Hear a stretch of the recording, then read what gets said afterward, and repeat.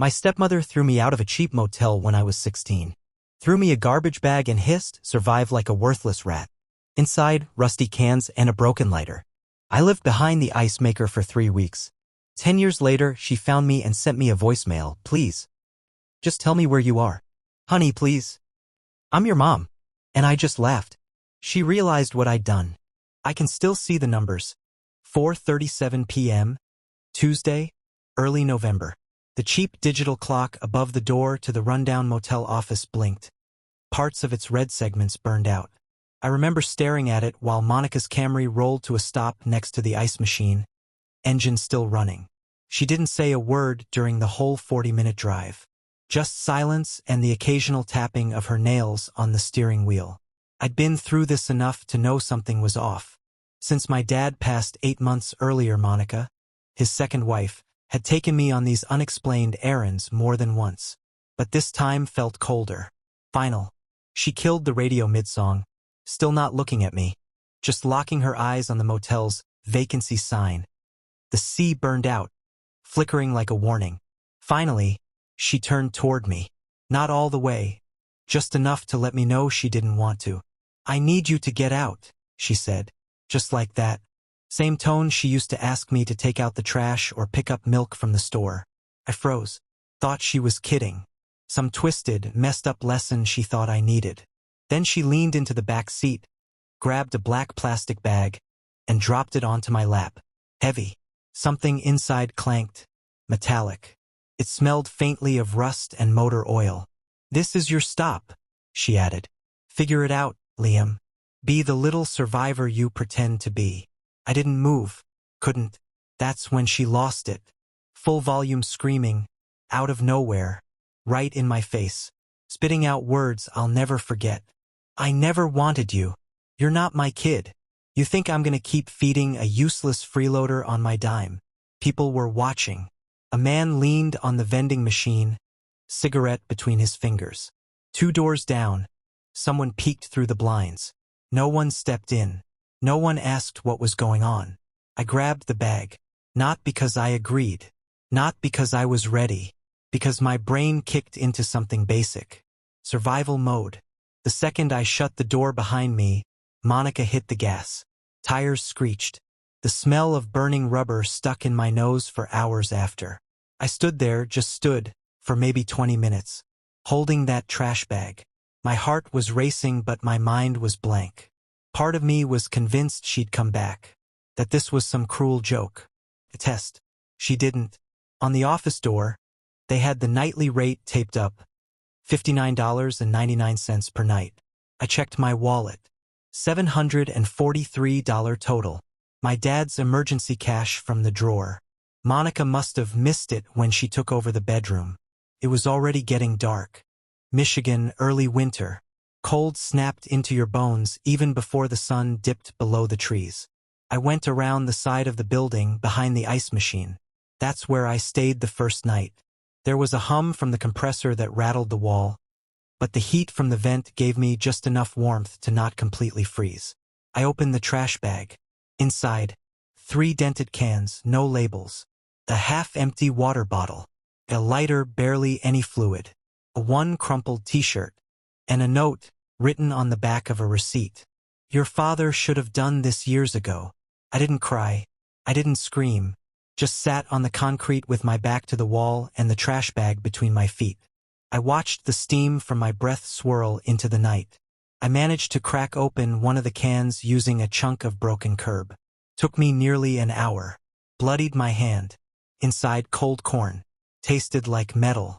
I ate it with my fingers. I used the t-shirt as a pillow and laid the trash bag beneath me so I wouldn't be directly on the wet cement. It didn't help much. I didn't sleep. My body trembled too hard, teeth clacking every few seconds. By morning, I had one thought in my head. Find a phone. Call someone. Mom had moved to Arizona years ago, remarried with a new family. I didn't even have her number.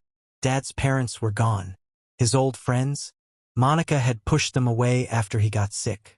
Slowly, methodically, I walked 3 miles down the highway to the nearest gas station. Dirty hoodie, dirty jeans. I hadn't showered. Looked like every stereotype of a runaway kid. The clerk behind the counter. Mustache, flannel shirt, suspicious eyes. Looked me up and down. I asked to use the phone. Only for paying customers, he said. I bought a 75-cent coffee. Burned my tongue. Asked again. Called 911.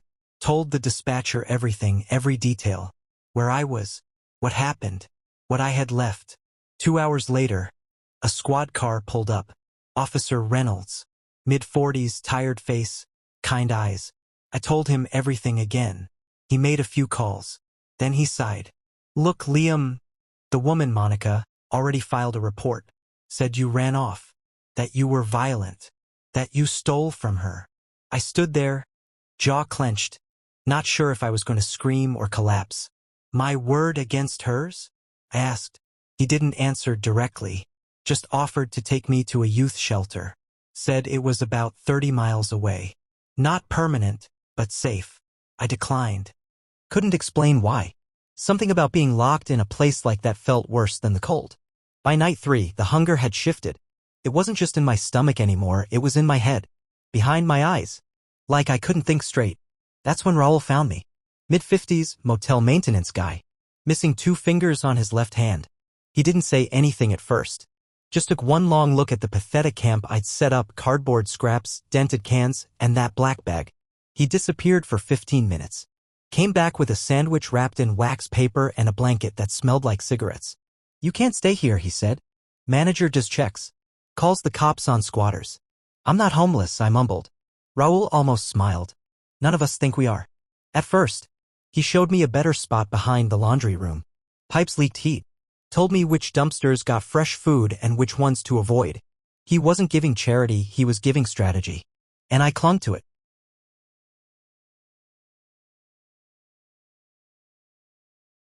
Raul never asked me how I ended up behind that motel. He didn't ask about Monica or why a kid with knuckles scraped raw from trying to open a can of food was sleeping on a pile of cardboard. Maybe he already knew. Maybe he'd seen enough stories like mine to stop being surprised. But he did help. That blanket he gave me? Smelled awful. Cigarettes, mildew, grease. But it was warm. And warm was everything. That night behind the laundry building felt almost safe. The steady hissing from the steam pipes muffled the hum of the nearby highway. The walls held in just enough heat to stop my fingers from going numb.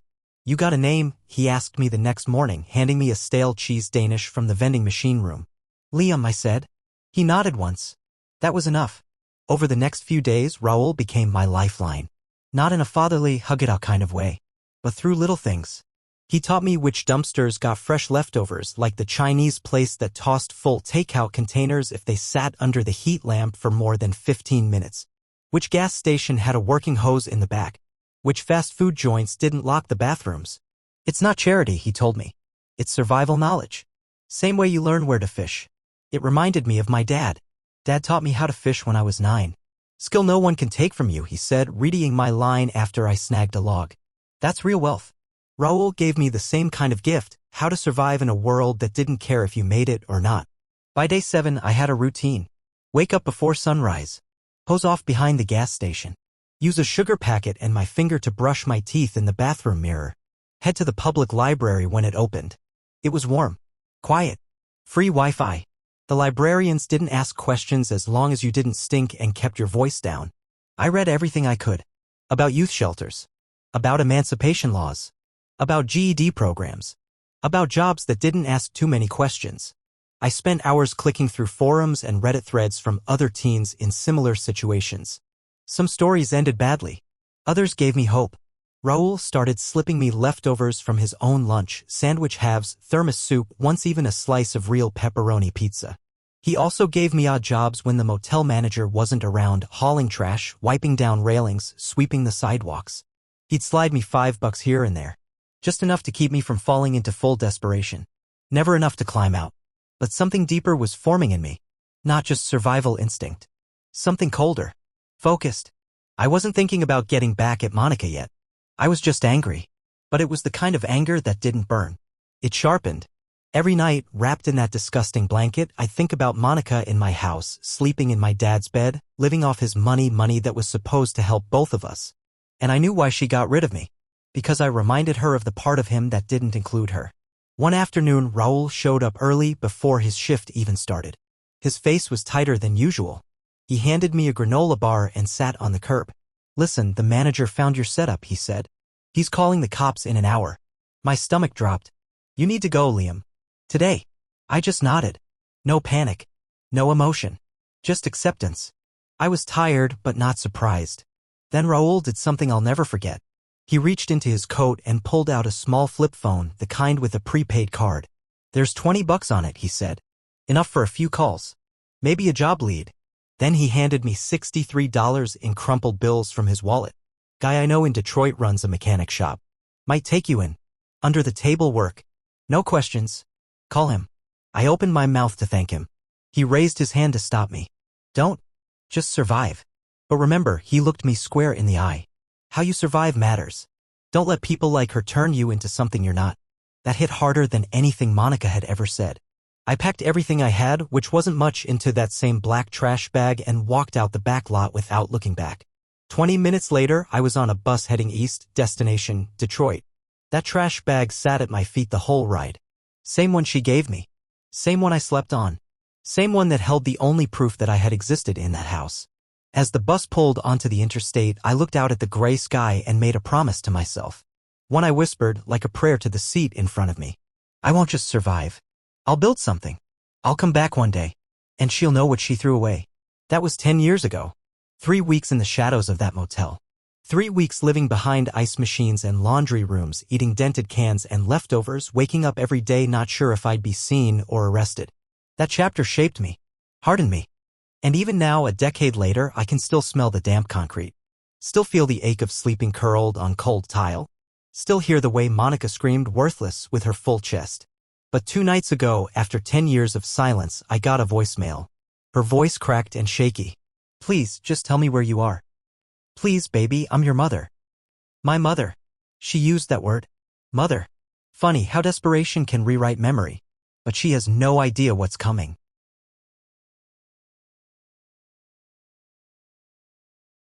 I must have listened to that voicemail 17 times. Not because I missed her. Not because I was considering responding. But because every time I hit replay, I reminded myself why I started building the plan in the first place. She helped shape it, in a way.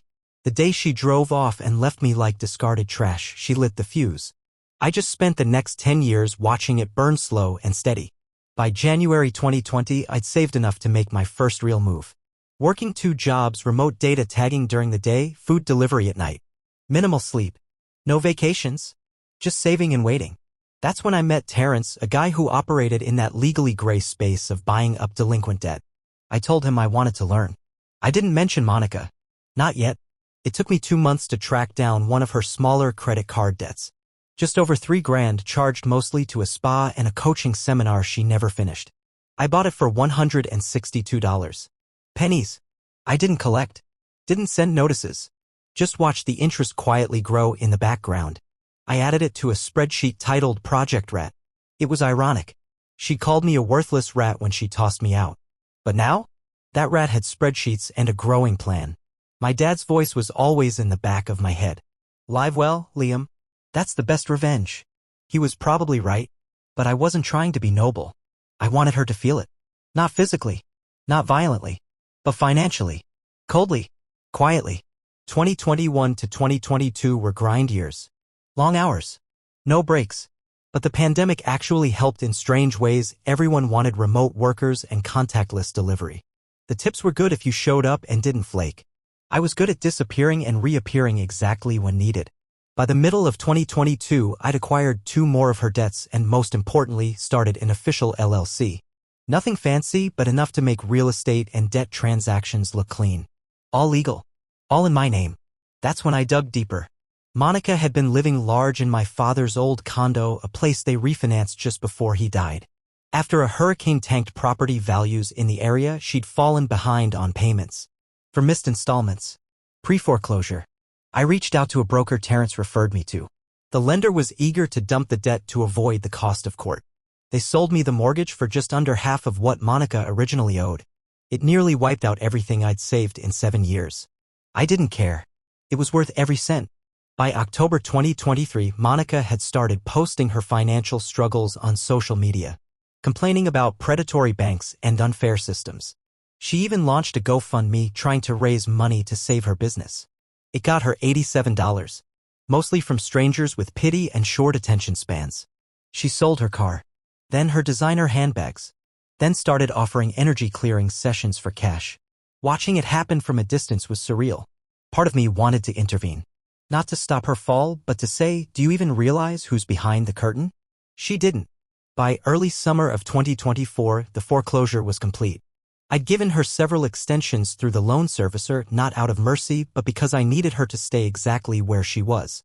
I needed her to crash all on her own. And she did. When the property went up for auction, nobody bid. The housing market in that area was still weak. My LLC acquired it formally for less than half of what she paid a decade ago. 1 week later, she got a formal eviction notice from the property management company I hired.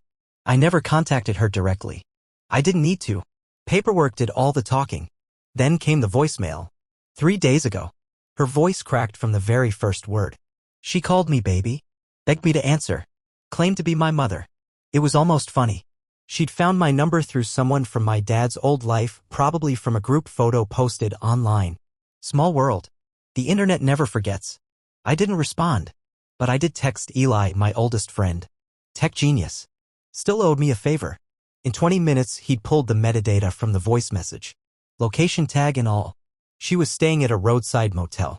Not the same one she dumped me at, but close enough to sting. A budget chain with rooms that still smelled like 1997 and despair. I booked a flight for the next morning.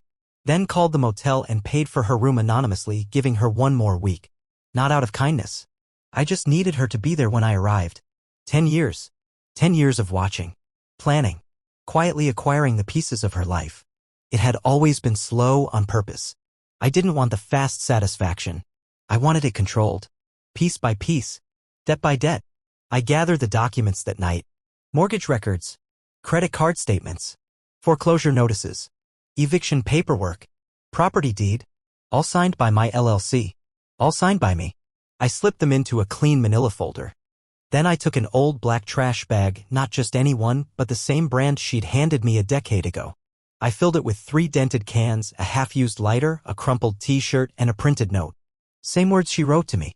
Your father should have done this years ago. I zipped it closed. Tomorrow, I'd hand it to her.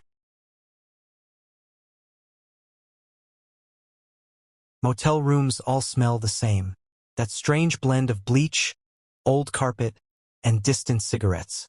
Standing outside room 118, I was hit with it before the door even opened. The hallway lighting buzzed. TV noise leaked through thin drywall. Canned laughter and morning talk shows. I'd been standing there for 6 minutes.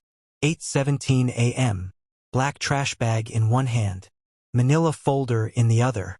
10 years and now only a door between us. I knocked. 3 times. Firm. Deliberate. TV volume dropped. Footsteps. The peephole darkened. Then silence. 17 seconds passed. Then the door cracked open. No dramatic gasp. No screaming. Just Monica. In a wrinkled t-shirt and loose sweatpants. Hair tied back sloppily. Eyes puffy, skin pale. The polished woman who used to shout at me from across our marble kitchen floor was gone. She looked tired. Small. First, she didn't recognize me.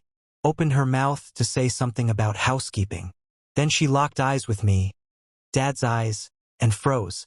Her hand instinctively went to her mouth. Not out of shock. More like she was trying to hold in something heavy. Liam, she whispered. The name barely escaped her lips. She took a step back. Subconscious fear, maybe, or guilt. Prey sensing a predator. I didn't move. Can I hug you? She asked, arms already starting to rise. I stepped back. Just enough for her to get the message. Her arms fell. Her gaze dropped to the trash bag. She recognized it before she even fully saw it. Same kind. Same brand. Same shape. Something shifted in her face. Not just recognition, memory. The kind that burns through your stomach. I always knew you'd make something of yourself, she tried. You were always smart. Just like your father. I didn't respond. She stepped aside to let me in. The room was a carbon copy of the one she left me at years ago. 2 double beds. Bolted down TV. Bathroom with the mirror peeling around the edges. Her things were neatly stacked. Designer makeup bag on the counter. Clothes hung carefully in the open closet. A protein bar half-eaten beside her phone. Like she was pretending this was just a stopover. Not rock bottom. I set the trash bag on one bed. Unfolded the documents from the manila folder on the other. Laid them out like evidence. Credit card statements. Debt transfer agreements. Foreclosure paperwork. Eviction notice. Deed. All bearing the name of my LLC. All signed by me. She moved slowly. Sat down on the edge of the bed next to the bag. Fingers twitching over the fabric. Eyes bouncing between the pages. Her lips parted. You? This was all you? I nodded once. She dropped her gaze. One hand went to her chest, like she was physically trying to hold herself together. Why? She asked. Why would you do this? I almost laughed. You really don't know? I said. She didn't answer. I looked around the room. Same yellow wallpaper, same buzzing lights. Same place she left me, just with the roles reversed.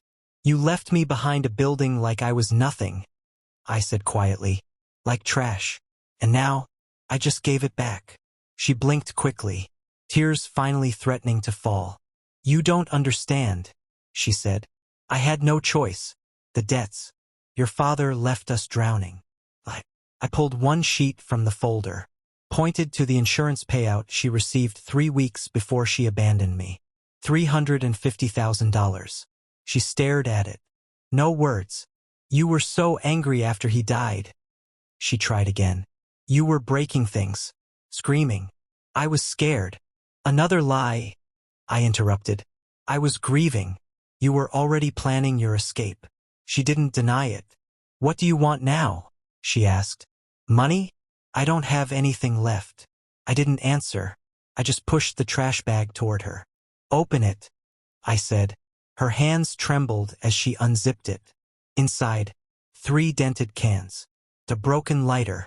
A half-empty water bottle. A wrinkled shirt. And a single note. She pulled it out. Unfolded it. Her eyes scanned the sentence. Then her face cracked. Your father should have done this years ago. Her own words. Something behind her eyes gave out. Like a dam finally buckling. She covered her mouth. Started to shake. I was wrong, she whispered. I know that now. I've paid for it every day since. Please, we can talk. Fix things. We're still family. I thought of Dad in the hospital bed. Voice faded from morphine. Grabbing my hand weakly. Promise me. Take care of each other. We both lied to him. I gathered the documents. Folded them neatly. Slid them back into the folder. You have 1 week here, I said. The room's paid until next Sunday. What you do after that is your problem. She stood up suddenly, grabbed my arm. Hard. Nails digging in. You can't leave me like this, she hissed. I have nothing. You did this. I gently pried her hand off my sleeve. Looked her in the eyes. Really looked. And for the first time in 10 years I wasn't afraid. Now you know how it feels, I said. She crumpled. Not like a movie, no dramatic collapse, no sobbing into her hands. Just broke. Quietly. Helplessly. Her face twisted and she sat back down like her body couldn't carry the weight anymore. As I turned to leave, I pulled a card from my pocket. Raul's number. I set it on the TV stand. Maintenance guy from the first motel, I said. He helped me when no one else would. Maybe he can help you. I didn't wait for her reply. I closed the door behind me. No slam. No final goodbye. Just silence. Eli was waiting in the car out front, engine idling. You good? He asked. I nodded. He hesitated. Worth it. I thought about it. About all the nights. All the planning. The hatred that kept me moving. The truth? It didn't feel like I imagined. No triumph. No fireworks. Just silence. But the weight was gone. Back home, 2 days later, I got a message from an unknown number. Thanks for Raul's number. He's letting me clean rooms for now. Gave me a place to stay. I know you don't owe me anything, but I'd like to talk someday. If you're ever ready. I didn't reply. I opened my laptop. Pulled up the LLC account. I could start foreclosure proceedings on the second condo she tried to save. One click. My cursor hovered. Then I heard Dad's voice. The measure of a man isn't how hard he hits, Liam. It's whether he walks away when hitting feels right, but isn't. I closed the laptop. Went to make coffee. Maybe one day I'd respond. Maybe not. The point was, I had the choice now. For 10 years, revenge kept me moving. It was my compass. My purpose. But that morning, as sunlight warmed my apartment walls, I realized something. I wasn't angry anymore. I was free. Turns out revenge isn't best served cold. It's best when you can finally throw out the recipe.